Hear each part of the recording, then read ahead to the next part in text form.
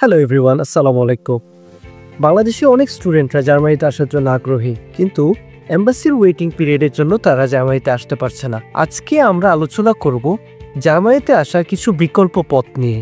চলুন তাহলে এই বিষয় নিয়ে আলোচনা করি। বাংলাদেশ থেকে স্টুডেন্টরা এই ওয়েটিং পিরিয়ডটা স্কিপ করার জন্য অলরেডি অনেকেই বিভিন্ন কান্ট্রি করে জার্মানিতে ঢুকেছে। এটাকে বলে পাথওয়ে কান্ট্রি, অর্থাৎ আপনি জার্মানিতেই আসবেন, বাট আপনি যে কোনো একটা কান্ট্রিতে যাচ্ছেন যেখানে কোনো ধরনের কোনো জার্মান এম্বাসি অ্যাপয়েন্টমেন্ট নাই।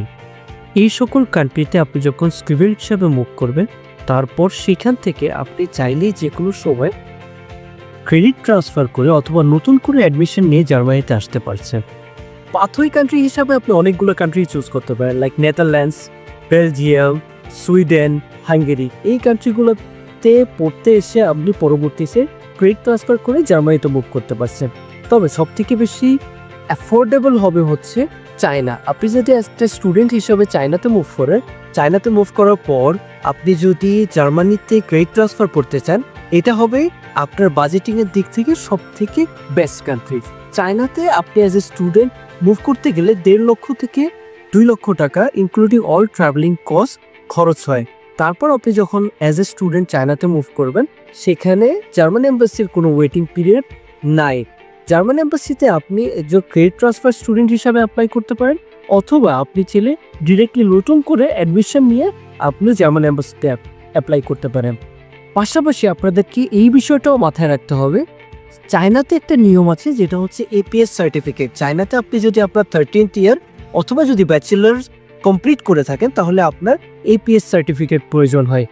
চায়নাতে মুভ করার পর আপনার থাকছে না কোনো ধরনের কোনো ওয়েটিং পিরিয়ড, থাকছে না কোনো টাইম লিমিটেশনস, অর্থাৎ এটা ম্যান্ডেটরি না যে আপনাকে 1 সেমিস্টার অথবা 2 সেমিস্টার কমপ্লিট করে তারপর জার্মানিতে অ্যাপ্লাই করতে হবে। আপনি যে কোনো সময় অ্যাপ্লাই করতে পারছেন।